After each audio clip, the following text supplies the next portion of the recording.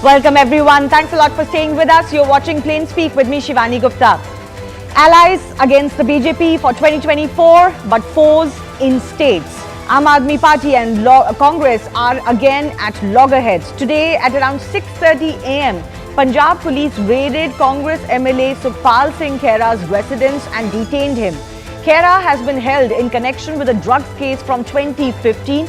At that moment itself, he was live on Facebook and accused the Maan government of the Aam Aadmi Party of vendetta politics. Later in the day, he was officially arrested by Punjab police and was presented before court, where he has been sent to police custody for 2 days. Now, Sukhpal Khaira is accused of supporting and sheltering an international gang of smugglers and receiving financial benefit from drug traffickers. He was also arrested by the ED in 2021 in the same case, but the court granted him bail. And in February 2023, the Apex Court also quashed ED summons against Khaira. Now, Congress has characterized the actions of the Punjab police as an indication of, quote, jungle raj in the state.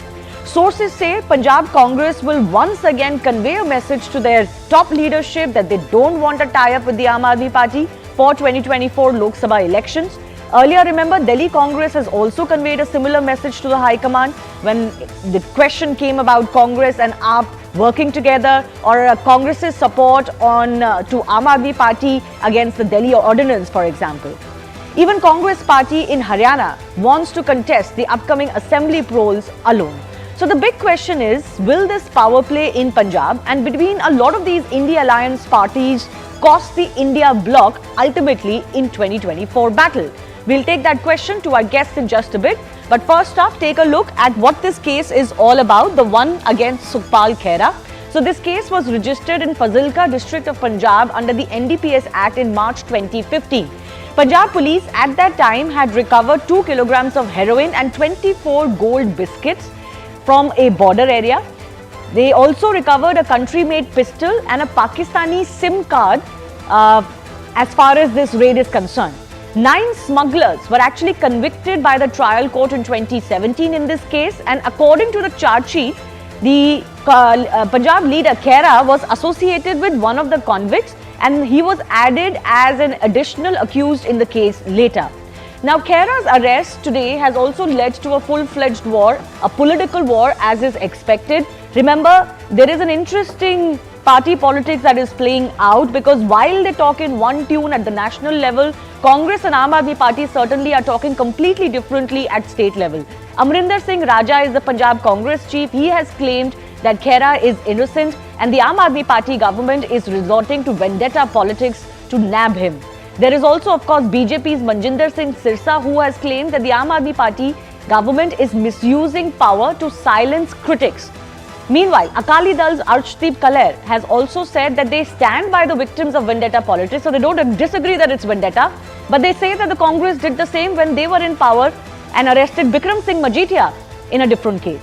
Aam Aadmi Party, this is what they say. They're in power. They say that the Khaira arrest has taken in place in accordance with the SIT report that they have in hand. I do also want to emphasize Sukhpal Singh Khaira's political career, because it makes for very interesting reading. This man has actually jumped ship a couple of times, has even floated his own party in the past, and clearly his relationship with the Aam Aadmi Party is not very good. So let's take a look at his political journey. Sukhpal Khaira became Vice President of Punjab Youth Congress in 1997. After 2 failed attempts, he became the MLA from the Congress Party from Bholat in 2007. But in 2015, Khaira resigned from the Congress Party and joined the Aam Aadmi Party. And in 2017, he becomes an MLA again from the same constituency, but this time as from the Aam Aadmi Party, and was also named as the leader of opposition by them. In 2018, Khaira was suspended from the Aam Aadmi Party for anti-party activities, and this was around the time when he became accused in this Fazilka drugs case, and then Khaira accused the Aam Aadmi Party netas of conspiring against him. In 2019, he resigned from the Aam Aadmi Party, floated his own party and formed an alliance also with the left and the BSP. But later, he dissolved his party in 2021 and again joined the Congress Party. And interestingly, in 2022, he again won from Bholat constituency, this time from the Congress Party again. Leaving that aside, the big headline from this power play that is going on in Punjab is really for the India bloc for 2024. How are parties that have such divergent interests in states and such competitive politics in state going to work together? Could this sink the India alliance or at least cost them in 2024? That debate is coming up with our guests.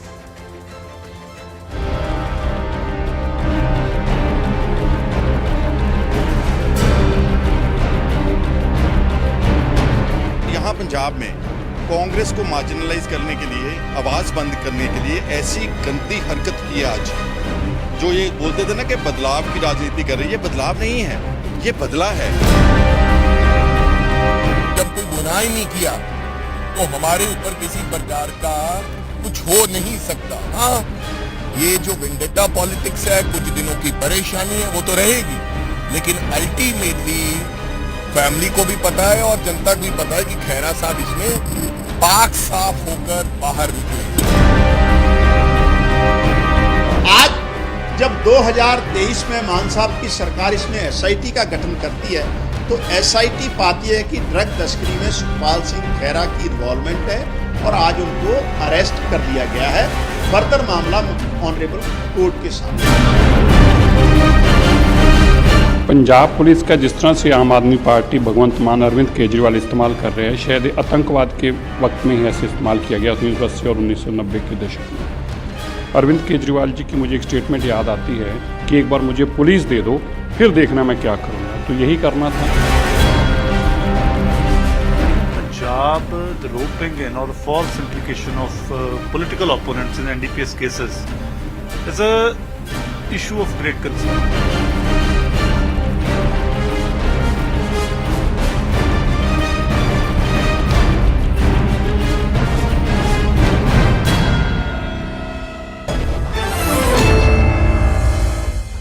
Let's go across to the guests joining us. Jaishankar Singh is from the BJP in Punjab. Mudit Agarwal is Congress spokesperson joining us. Jaishankar Singh is from the Aam Aadmi Party. I'm also joined by Javed Ansari, senior journalist. Let me begin with the Congress spokesperson. Why do you allege that this is vendetta? It's not like Mr. Khaira is facing this case only when the government's changed hand. This case has been going on even from the time when the Congress government was in power. Listen, you should... The timing is very curious. See, if you know, Mr. Sukhpal Khaira is not only a senior MLA of Congress, but also is president of All India Kisan Congress. He has been a vocal critic of not only Bhagwant Singh Man's government in Punjab, as well as of their super CM, who is Mr. Raghav Chadha. You know, I tell you one very curious thing. I was going through Mr. Khaira's timeline on Twitter. In last 24 hours, he has posted 2 tweets about Mr. Raghav Chadha, and one of the tweets is also mentioning about the amount of income he has and kind of lavish wedding that he hosted a few days back. And it's very curious, within 6 hours of that tweet, the police lands up at his house and arrests him.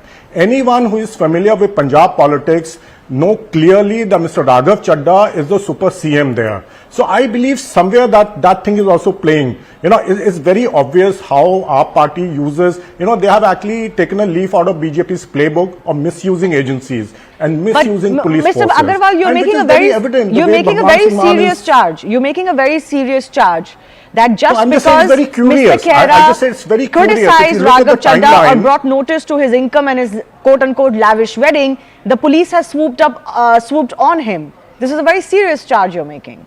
But don't you think timing is very curious right now? I mean, Mr. Khaira has been a vocal critic of Mr. Bhagwant Singh Man as well as Mr. Raghav Chadha. And you know how our party is very sensitive about Mr. Raghav Chadha. I mean, this is very curious. I mean, I wanted to just lay this fact let me invite Jaishankar Singh of the Aam Aadmi Party to respond. Give me the reason for why this is happening. Yes, so Jaishankar Singh of the Aam Aadmi Party, please respond as to why the police swoops in on an MLA at 6:30 in the morning and suddenly in a case which is nearly 8 years old. What is it that suddenly prompted this police action, if not, as the Congress alleges, the criticism that has been coming in from Mr. Khaira for Raghav Chadha? So let me clarify first that this case was registered in the year 2015 when Akali Bhajpa was in power. And in 2017, when Congress was in power, and at that time, Sukhpal Khaira was leader of opposition from the Aam Aadmi Party side. So, in view of the additional statements given by the witnesses in those cases in the court, let me stress this fact.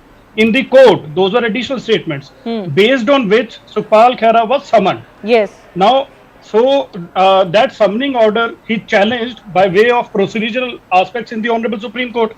The Honorable Supreme Court was of the view that the procedure adopted for summoning was bad in law. Okay. And thus it was quashed. So what happened is, thereafter Sukhpal Khaira moves an application before the trial court for release of his passports, as well as for quashing the proceedings in view of the Supreme Court order. Now, in that order came in 13th of April 2023, and that order specifically reads that yes, passports be released and the proceedings be quashed, but subject to the SIT that has been formed, and that SIT can investigate and inquire into the case and further present a challan. Now the thing is that since the year 2017 and up till now, why was the Congress government silent on that aspect? So they see, the thing is, no, once again, let me get the timeline right. You've of course outlined the timeline that I also referred to earlier. You're saying that there was an SIT form, that SIT was empowered to look into this case. That happened earlier this year, right? What happened suddenly between yesterday and today morning that you had to arrest him? This time there are no summons. There is no questioning.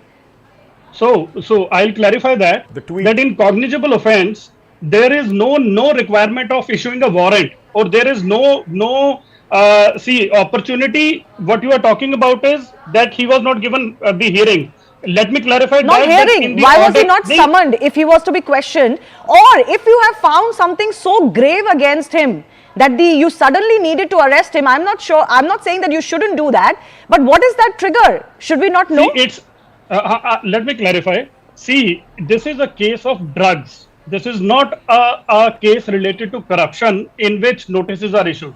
In NDPS, the chain of circumstances is formed by way of the witnesses. Sir, I'm not questioning that. You heard Mudit Agarwal of the Congress party. He is saying the timing is suspicious. Within 6 to 8 hours of his tweet on Raghav Chadha, the police enters the MLA's residence. Can you explain the timing of it?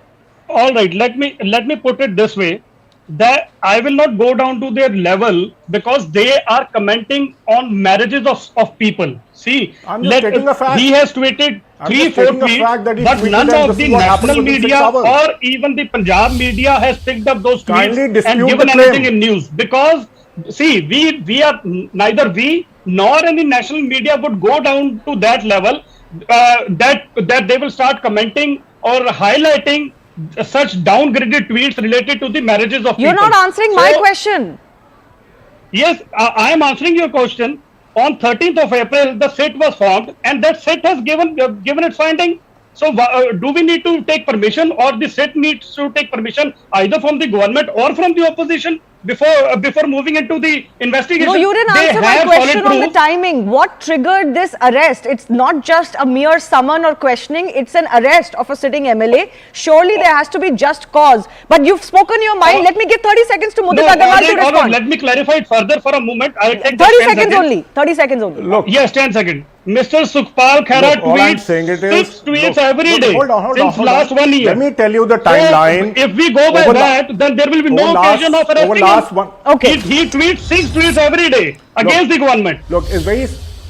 Hold on. These are specific tweets over last 1.5 days in which he is alleging that Mr. Raghav Chadha does not have enough source of income to spend so lavishly on a wedding ring. That's number one, which is 25 lakhs, which is entitled to do. I have no issues against it otherwise. But he has raised a question. The second question he raised within last 1.5 days is also that these AAP party, who so-called AAP party leaders who say they are grounded to the ground and, they work for Aam Aadmi, are, the kind of cars they were coming in for that wedding.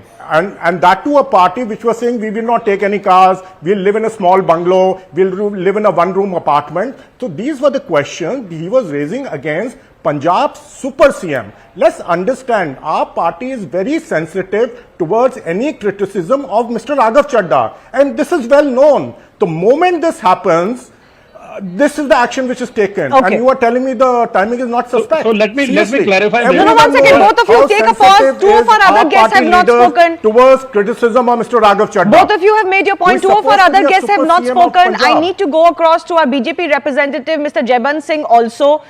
For you, of course, this must be a very good situation because the AAP Congress unity, certainly in Punjab, doesn't seem to be happening. I don't know what will happen in 2024 as far as the national scene is concerned, but it doesn't look that they can see eye to eye.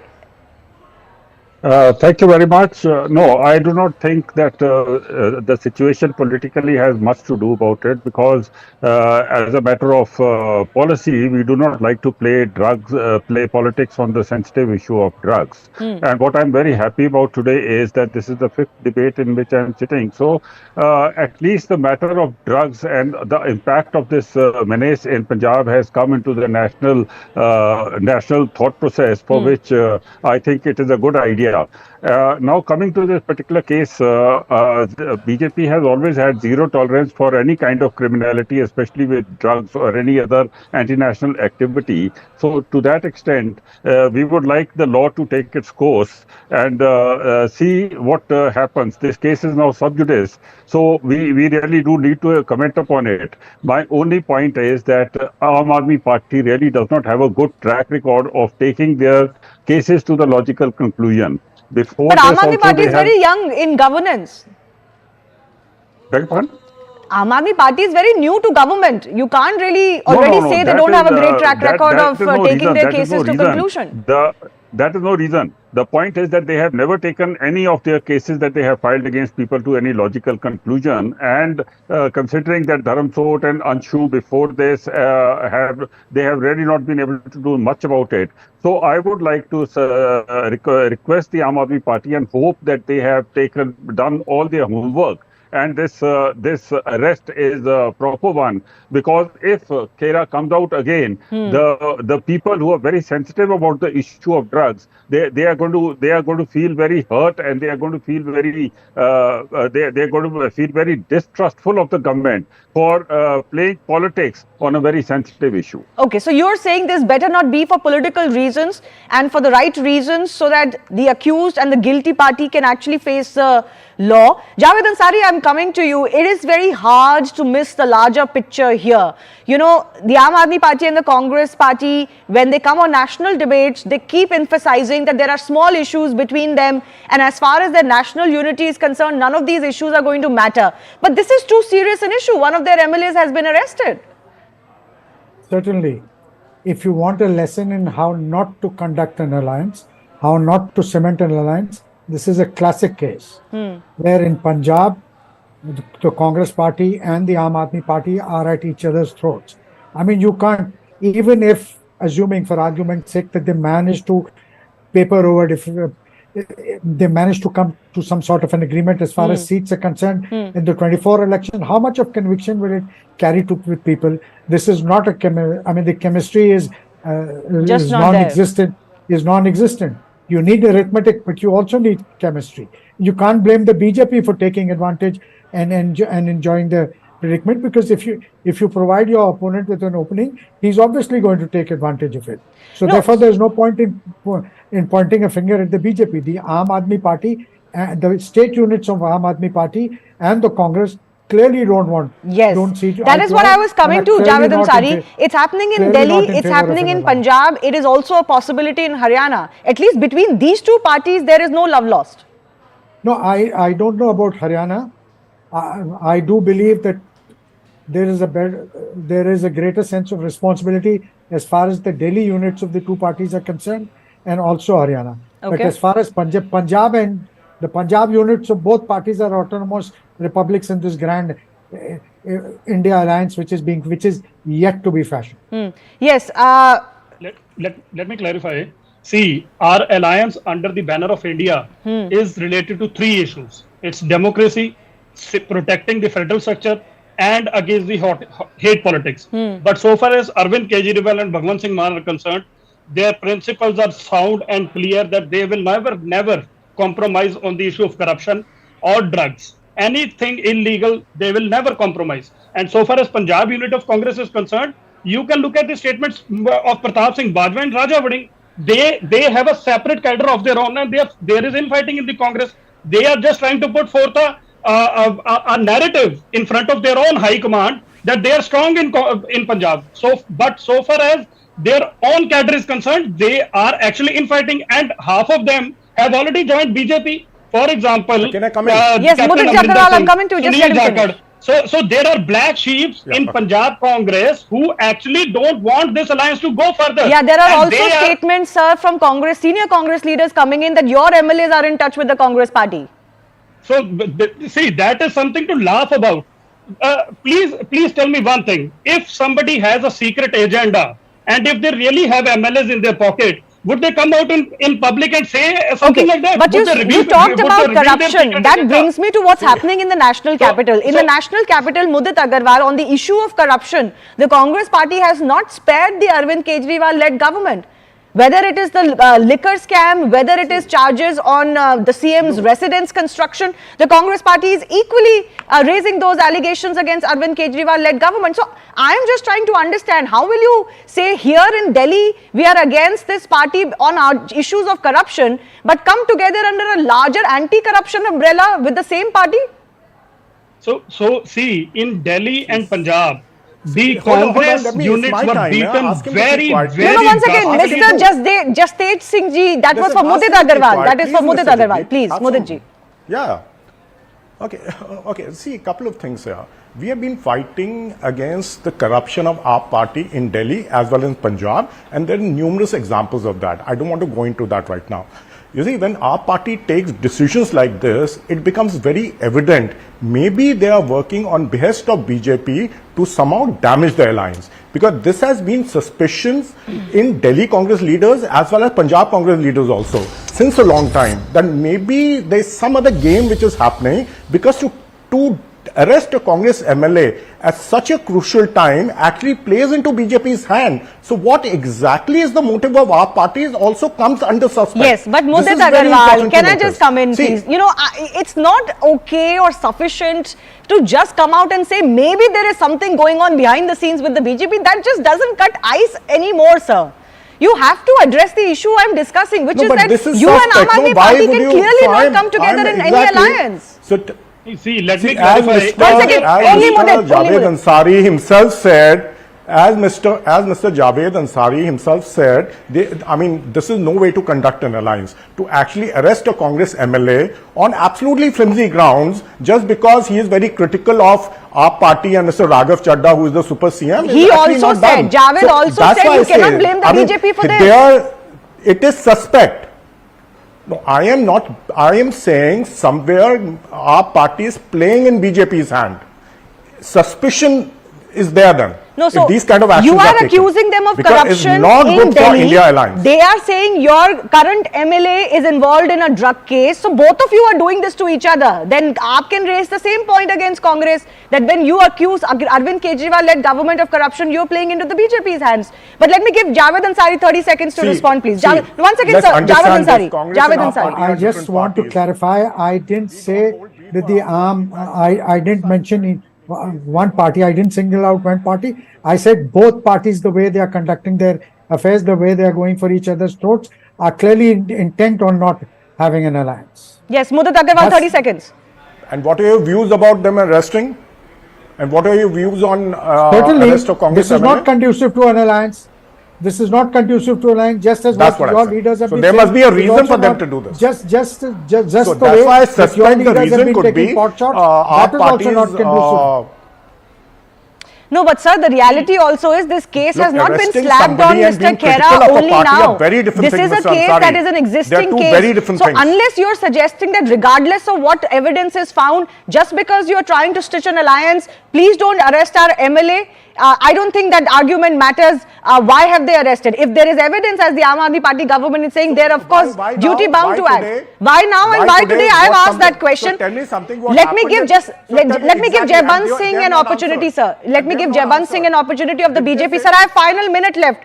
Just Jaiban Did they Singh. even say Okay, that? thank you very much. I just want to say this much, that I have been a spokesperson for quite some time, and I am still in a state of confusion as to exactly which of these two parties is a B team. Is AAP our B team or is Congress our B team? Whenever they want, They put the blame on somebody else. And from your debate today, it is so very clear that Aam Aadmi Party has got neither any ideology nor any policy. They are only into politics of opportunism. They will talk about all sorts of corruption, and they fight against it. So if they are fighting against corruption, why are they in alliance with INDI in any case? Why from the word go they are joining something which they say is corrupt? Well, have said in the past for sure. They have to decide which side they are going. So it is all a politics of opportunism, and you can well imagine that if people like this come into power, what kind of a mess they will make out of the country. Okay. It is very sad. And I will once again say that my focus is only on drugs, and I would like this case against Sukhpal Khaira to be taken to its logical conclusion as far as according to the law. So that we also get some relief and we come to know it would what be is a happening in tragedy Punjab. if for an alliance or for other political compulsions, cases are used either fraudulently or are stepped aside just because it may be inconvenient. That is not what should happen, regardless of what is happening politically between parties on the national stage and otherwise. I've run out of time. I do thank all of our guests for joining us. Coming up after a very short break, a conversation with the team of a documentary titled The Borrowed Dreams, The Canadian Experience, which highlights the struggles of Indian students in Canada, even as the both countries are locked in a diplomatic face-off.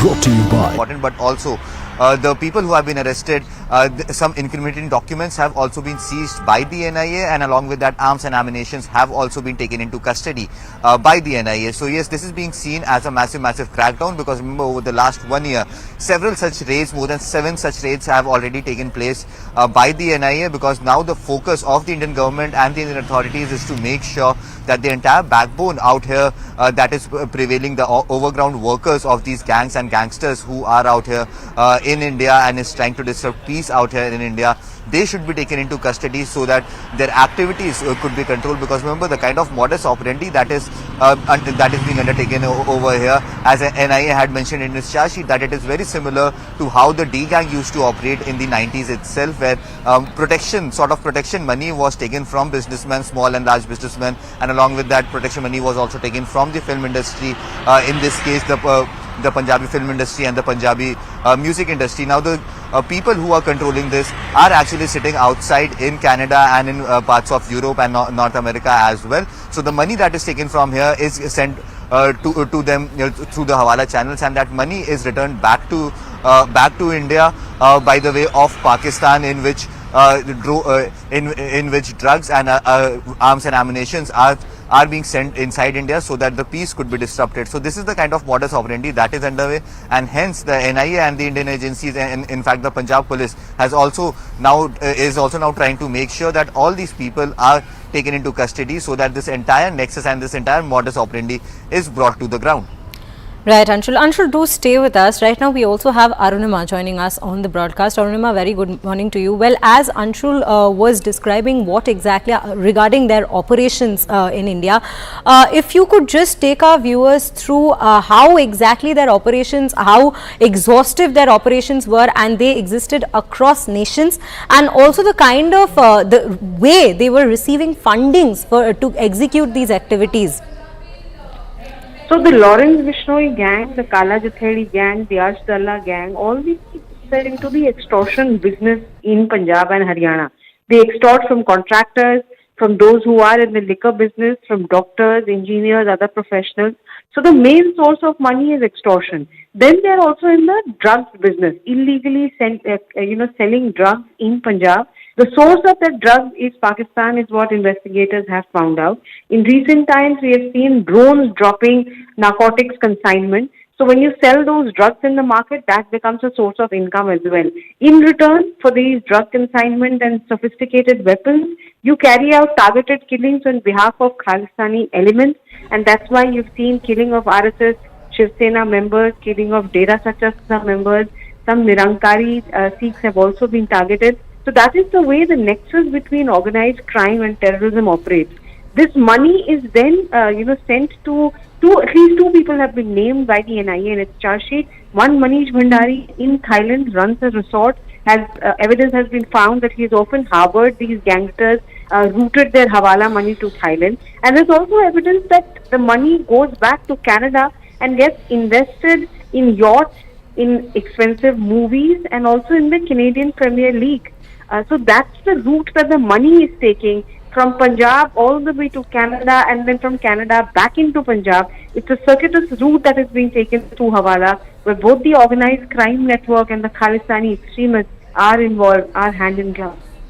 Right, Arunima. Arunima and Anshul, thank you very much for bringing us all those details, and we will keep a close watch on this NIA crackdown, exhaustive crackdown that is ongoing right now. NIA crackdown on the K-Nexus that is ongoing, and right now what we are learning is the ISI behind the Nijjar murder. This is a deep dive that we are taking into the ISI. This is intel source that is coming into CNN News 18, so it's an exclusive wherein Canadian authorities advise Nijjar over visiting the Gurudwara.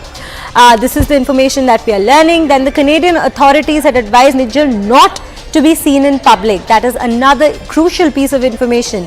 Canadian authorities supported Pakistan. ISI gave access to killers. These are the information we are receiving regarding ISI links to Nijjar and access to killers. This is what we are getting. This is the particular information that we are getting. And we have Anshul Singh joining us on the broadcast. Anshul, a very good morning to you. Welcoming to you regarding the NIA crackdown that is ongoing right now. It has been a multi-state crackdown. What more details are we gathering at this point, especially with relation to the ISI links?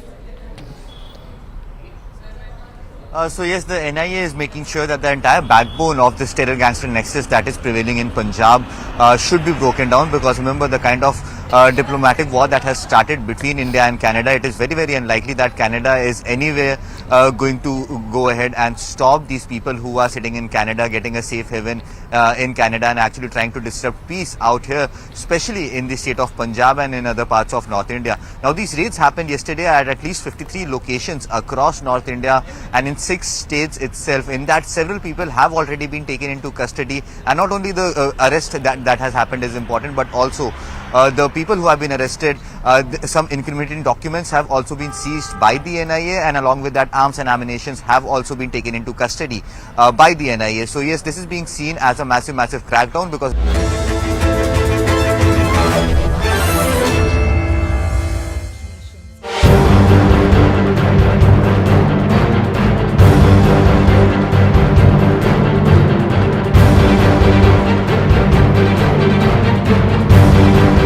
only after I landed here, I got to know about the realities of this particular economy, because what they showcased on the internet, on the promotional video, was something completely different.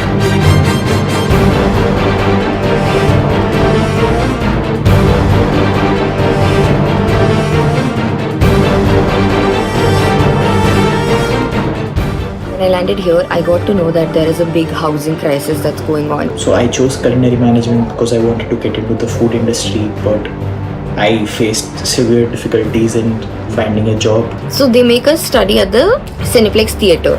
उनके पास जगह ही नहीं है कि वो university में हम accommodate करें.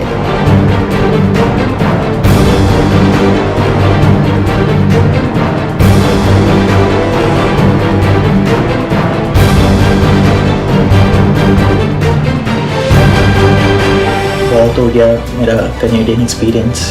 मैं ना यहाँ का रह पाया, ना मैं वहाँ का रह पाया. So I finally decided that I'll move back to India.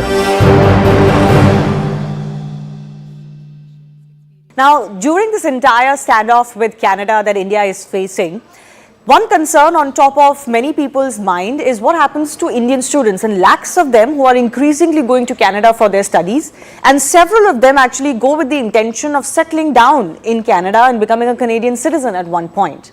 Now, as it stands, there is no effect on any visas for Indians going to Canada, but we don't know where this episode will go.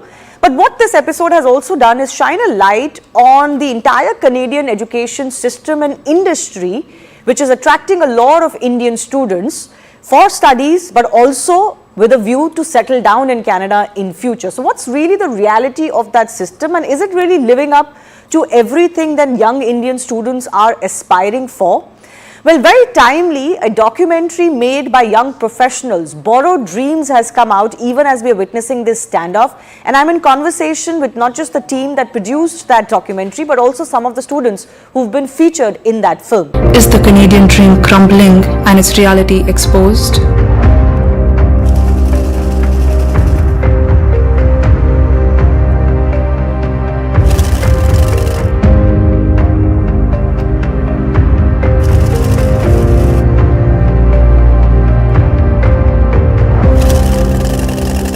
So joining me in our studios is Yashwarya Mehta, CEO at Insight Media, who directed the movie. I'm also joined by Arjun Kumar Singh from Center of Policy Research and Governance, the research partners on this effort. Namra Shukla is a student who's been featured in this documentary, who's actually left Canada and come back to India, and we'll talk to him more about that experience. But Yashwarya, I wanted to start with you. When did you exactly decided you wanted to make this documentary, and what was the triggering point? Why did you focus on Canada? So one thing was from which college I belong from. Even Vrinda is from Manipal, even I'm from Manipal. So there was a wave which we could see कि students are opting for Canada now, okay, and we have a bunch of people who are into tech, they are preferring Europe, and ऐसा एक हमें एक pattern दिखता. So now what happened is कि we started assessing. Even I got inspired कि let's go to Canada now. I'm done with my graduation. What should be done next? I have bunch of options to look into, but this is one thing which is getting marketed to me a lot, and I just thought of checking it again. Everything which has been told to me. Right, the experience is amazing, the jobs are there, the opportunities are there, but these are very bleak terms, right? You need to look into it thoda properly. So I started comparing this particular side, ki the skill set which I have today, can it be used in Canada or not? The answer was a big no. Okay. So if I go today to Canada and for a course, I will have to do a low paid job somewhere. I'll have to be in a cafe, I'll have to be a pizza delivery boy, or something which I might not really prefer to do here after graduation. Regardless of what degree you go for. Yeah, because it's not a Canadian experience, right? Canadian work experience. So they apparently they are not aware, or they don't rely on some experience which is from other countries. Okay. But they prefer only Canadian work experience. So when did you start working on this documentary? Because it's come at a time when the India-Canada standoff is going on, and many people would wonder whether this is a hit job of sorts. No, it's not actually a hit job. I wish I could share my sheets. How I make documentaries. So I started working around it in March itself. Okay. And so well before the standoff started. Exactly. And the point was I had to connect with the right students. I had to express a certain pain as well as the aspect of it, right? So Vrinda was taken up because healthcare had to be answered. Namra was taken up because his story had the whole scenario of what all can happen to you once you start staying there, and eventually what can trigger you to come back. Right. So Vrinda is one of those students who's also been featured in this documentary. We'll get a comment from her in just a bit as well. But Vrinda is an interesting story. She's a young Indian professional who spent a lot of money, as she talks about in this documentary, to go to a remote town, even in Canada, because she felt that would be a great town to live in. But she realized that the facilities she was promised, or she felt she would get for that kind of a costly degree, were not there, and secondly, there were no job opportunities for her while she was studying, so she couldn't fund her studies when she was studying there. I saw Cape Breton from what the CBU website shows itself to be, that there is lots of healthcare opportunities here, and that this is a very beautiful island. There's a short video you can see particularly on the website. It shows the beauty of the island, and it talks a bit about the success stories of a few students here. Those are the reasons why I chose Cape Breton for my immigration process, and this is where I wanted to come and immigrate and settle down in. Mind you, I wanted to settle down in Cape Breton. Now I see colleges in Canada on islands. Every time I'm thinking that maybe when I'm there, I might have to take a ferry. I'll have to put too much money in just reaching these areas. But college aapko wo nahi batayega. College will show that, hey, it's close to Toronto. Or hey, it's close to this big major city. But there are only 4 major cities, right? How many people are you going to throw into that particular state economy? So that was one point which I think people don't really look into much. They overlook that. Ki, can you actually travel that much? The student experience, I do have to say, is difficult everywhere. Whether when you move out of your home or your main city, it's going to be a little bit difficult. But this documentary is shining a light on why it is particularly difficult in Canada. So I want to go across to Namra for that. Namra, you know, your experience as in this documentary is quite painful because the living conditions, the costs, just the climate, the fact that there were no avenues for you to advance in the career that you had chosen, all of them came together for you to eventually decide that you don't want to be in Canada anymore. बहुत हो गया मेरा Canadian experience. I read something recently which said when you leave a country you become a stranger at two places. तो मैं ना यहाँ का रह पाया ना मैं वहाँ का रह पाया. So now I finally decided that I'll move back to India. So tell me first up, why did you choose Canada and did you want to settle there eventually when you were deciding to study there? Yeah, so that is a very good point and I appreciate you bringing up the research part of it as well because that is very true, like the students do need to research better. But I just want to highlight this part as well. So initially I wanted to get into culinary management. So I was looking for colleges across Europe. But then I did not find as many good options in the sense that the courses were too short. They were 11 months, they were 15 months and I wanted to go for something that provided me a little longevity, which is why then I chose Canada and I started looking for colleges in Canada. Now when we talk about the research part, the thing is there's universities in Canada and then there's private colleges. The universities are very well accredited, but then the fee structure is so high that I don't think most of the people coming from other countries would be able to go in those universities. There are still people, but then that's where the colleges come in, right? When people, because I took a student loan and I had to finish my course in a certain amount, which is when I started looking for colleges. So it's very subtle the way this works. It's not really out in the open. And even if you do a lot of research, which I absolutely did on my part, but it's much more nuanced than that, and that's when I started looking for colleges, as I mentioned. Then I saw my culinary management courses and I started seeing where these courses happen and which are the better colleges for these. That's when I landed in Georgian College in Barrie. Now again, one of the deciding factors for me was my fee structure because I had to finish it in a certain amount. So that sort of cut down a lot many colleges as well. And how much was that? And how much was that amount that you took a student loan for? So the fees were $40,000 for 2 years, which is 4 semesters. So my student loan was somewhere around 15 lakhs is what I remember. $10,000 you have to add more as a GIC, which is a mandate for any student going to Canada. So roughly 50 to 60,000 for an average course would be the cost for pretty much everyone. And what was the disappointing aspect for you? Why is it that you believe that the Canadian experience or the Canadian dream that is being sold to students, especially from India, is a false dream? So there's way too many things that I would like to address with this one. Firstly, I had a few people come up to me after this documentary come out and say that this is not a place for somebody who's not hardworking or somebody who's not really aspiring for much. But that's not really true. I have worked very much, like I worked for 5 years in food industry because I did culinary management. First things first, when I landed in Barrie, it was a very small town. There's not too many things happening. It was socially distanced even before COVID happened. So it was sort of like a retirement community and a college town. So mostly just students.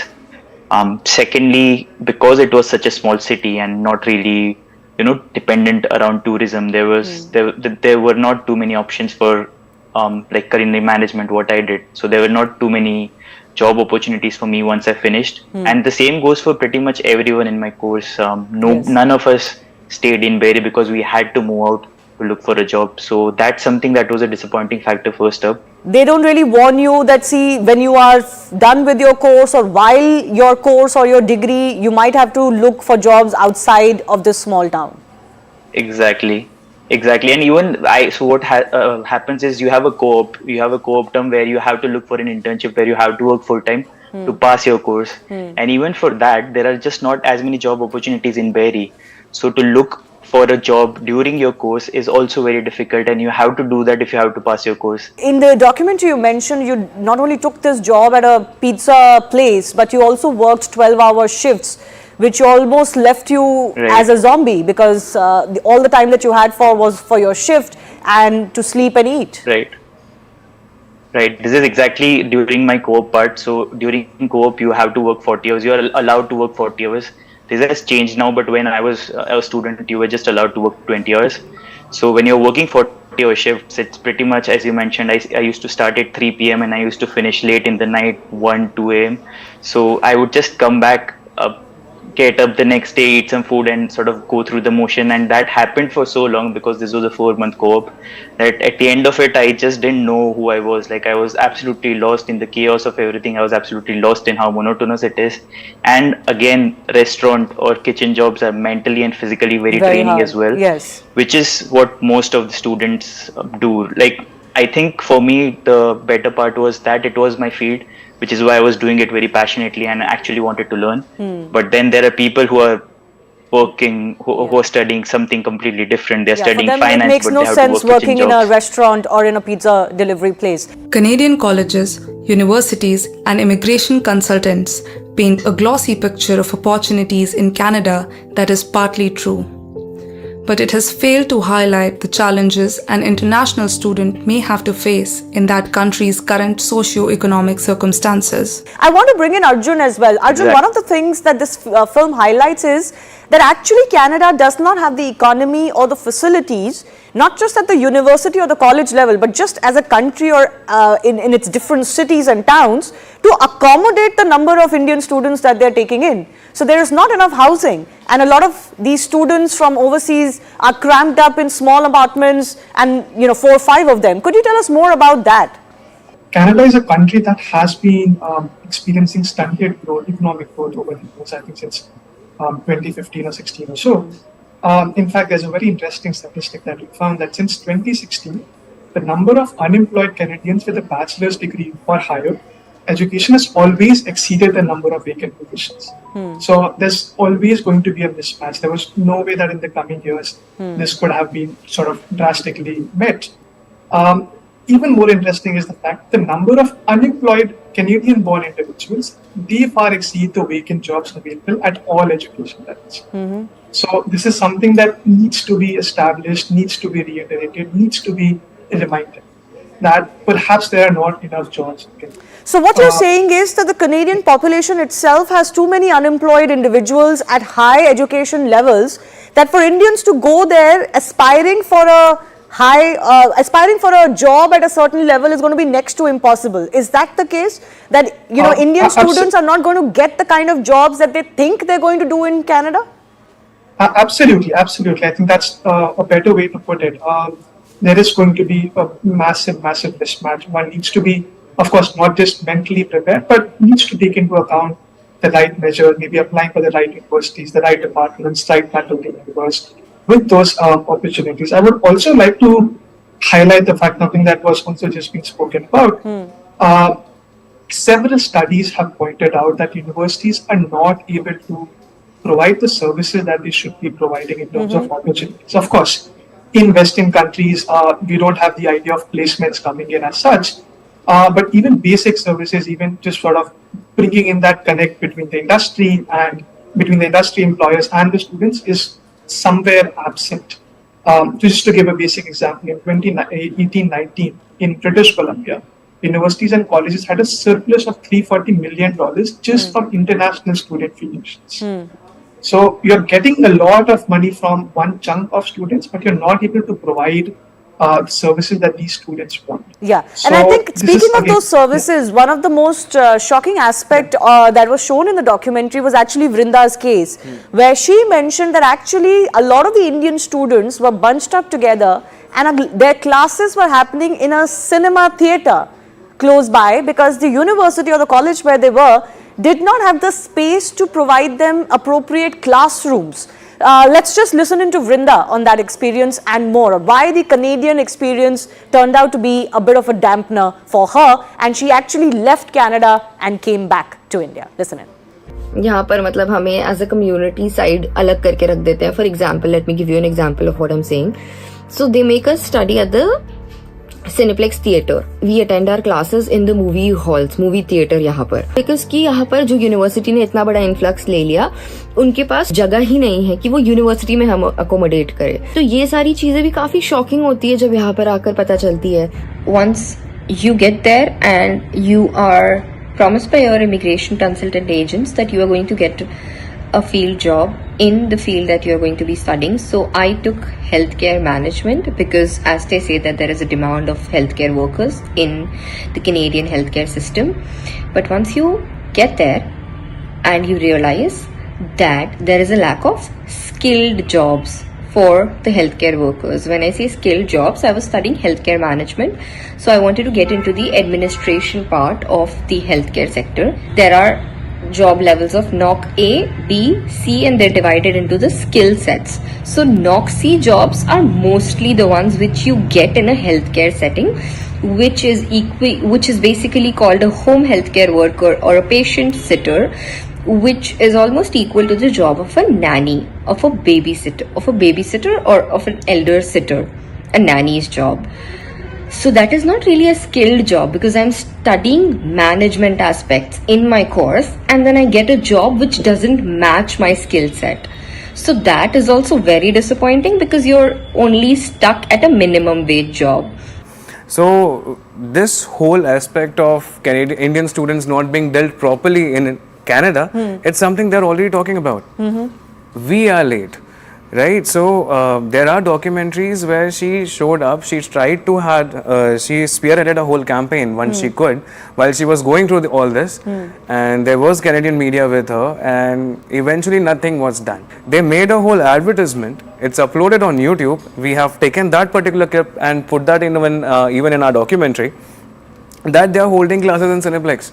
So they made it a good thing. Yeah. They tried to project it as a good thing. The whole ad is like, yaar, main theater mein ja rahi hu, this whole experience is amazing. Matlab literally PVR mein insaan ja raha hai, you get the whole canteen and everything. One thing that I've seen in Canada is when there's a lot many people who would feel like they wouldn't really do well in their individual countries. They would feel like there's not enough opportunities, and just because there's the currency difference, they would try coming to Canada and earning more money there. In terms of research, one thing I would definitely say is look for students who are already studying there or who have sort of graduated from that particular college to look for job opportunities, because that was something that was missing on my part, and that is something that I regret a lot. In terms of the advice, I don't think I would recommend anyone to sort of go to Canada. I know people would say that now that I've been there, it's very easy for me to say that, but that's primarily the reason that I'm saying that. The kind of difficulties I've faced in terms of getting a job even after I've graduated, because I've been there for 4 years and I graduated in 2021. The kind of hardships I faced in terms of getting a job, the weather situation, it's not discussed enough, but the weather is very harsh, and that's not something that's just very easy for us to get acclimatized to. A huge chunk of the year which is just spent with no sunlight, very difficult to travel in those conditions as well. When the snow starts and the temperatures go as low as minus 40 degrees Celsius, it gets really difficult to survive. I want to ask Arjun, why is it that so many students are looking at Canada? We have to look at this trend. It's just because it's too trendy to go, as you also rightly mentioned. It's fashionable to go to a country that's cold, that sells you the dream of, okay, we'll have less people, we'll have larger homes, less crowded places, easier markets to access, and so on and so forth. One request here would be to all the audience listening here, people who want to go abroad or even Canada for that matter, is that our documentary is not a normative piece of media. It's not a moral value-laden document that tells you not to go to Canada. Rather, it just provides you with the realities that you might face there, realities that would not be prevailing in the popular narratives that you might come across social media, across friend circle, across the internet in general. So if not Canada, if somebody really does want to go overseas to study, they don't feel they have the right options in India, how do other countries compare?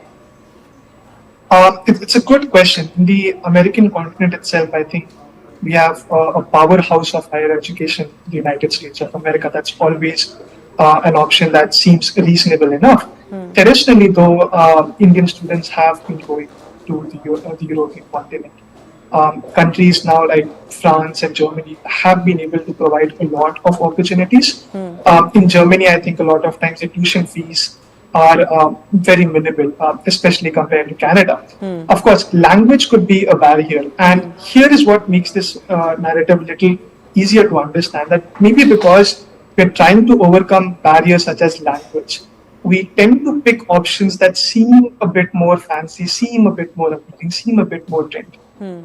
But it could just turn out that something like learning a foreign language such as French or German could help us achieve the goals that we have set out ourselves for when we leave our motherland. You know, what is also happening in the case of Canada is that already a lot of people, especially let's say from the state of Punjab, they know people who've been to Canada. They know that they will have some sort of a familiar community to communicate with, because they feel like कि वहाँ पे अपने जैसे बहुत सारे लोग मिल जाएंगे. There are too many reasons. It can't be just one reason. And it's not just Punjab anymore, it's Gujarat too. I'm from Gujarat, and I can see my whole society, a certain set of generation has left. Right. Okay, so if you look into it, why I really wanted to do it, I could see multiple reasons why I wanted to do it. And operation-wise, why it's happening at a wider scale was your question.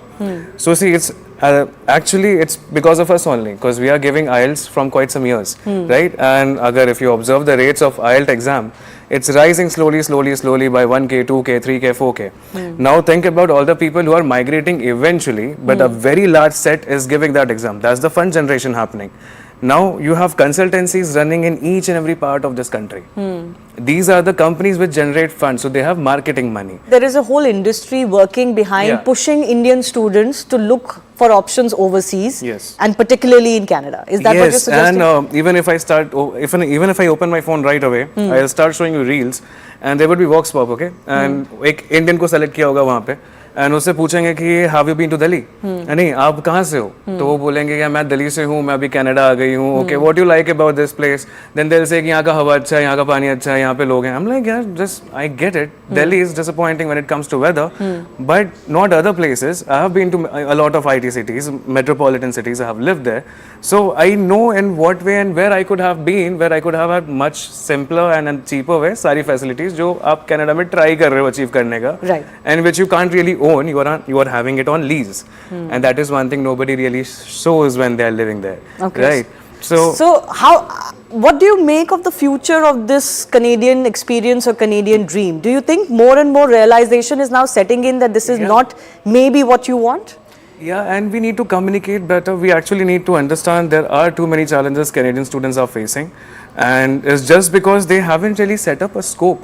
Once the students are coming in, a country which hasn't even thought of how and where these students will sit for their class, do you really think they would have thought where they will go for a job?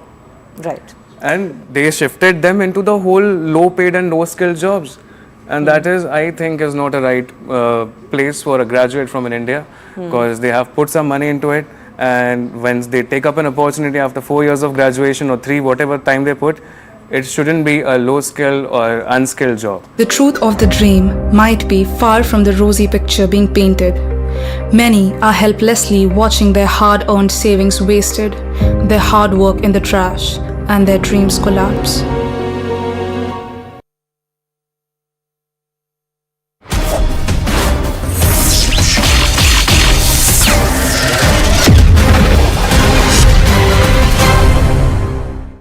Namaste, Jai Hind, and welcome to this edition of The Right Stand. I'm Anand Narasimhan, and ladies and gentlemen, we keep the spotlight trained on what is happening between India and Canada, especially with the Canadian goons, and increasingly more and more evidence propping up that there are elements who are inimical to Bharat, who are propping up these gangsters, and they're nothing but organized crime lords who are doing this under the garb of a so-called political ideology just to profiteer. Now, all these aspects we will cover, but let's quickly go across, because we've got people who not just talk well, but talk quite a bit. So we'll increase the talk time on the show today and reduce the explanation time. Anand Ranganathan is with us. We've got Adit Kothari and we've got Sushant Sareen, who've been following these developments over the last 3 weeks plus. On the one